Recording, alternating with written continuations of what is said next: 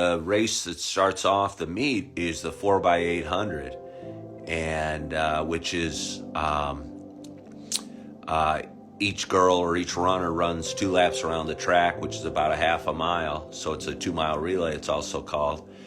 And none of the girls on the distance running team were expected to make it downstate. And I'm getting the chills just thinking about it. But the leadoff girl is this real nice girl named Emma. And her PR, the fastest I've ever seen her run in 800, was 2:26, which is pretty darn fast for a young lady. She's a good runner, but it's not quite state qualifying time. And her team had to average, I think, like what did they have to average? 2:25 or something to qualify for state. So none of us expected that, because none of them, I don't think any of them had ever run a 2:25.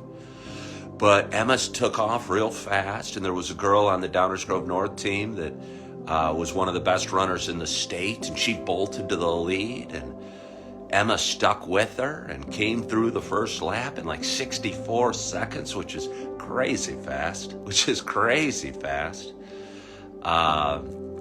and way faster than she's ever been. And she held on with all her might, and I'm getting the chills saying it, and I had her timed at a 2:19.5. And I couldn't believe it. I thought I'd started my clock wrong. Good morning. I thought I'd started my clock wrong or what have you. But she ran a 2:19.5, which was, I think, a PR for her, a personal record by like 7 or 8 seconds, 7 seconds. And you don't do that in a half mile. And I don't know what got into her, but she handed the baton off to the next girl who ran an awesome race and ran like a 2:26 or 7, which is the fastest I'd ever seen her. And I'm doing some calculation. I'm going, hey, what's going on? What's going on?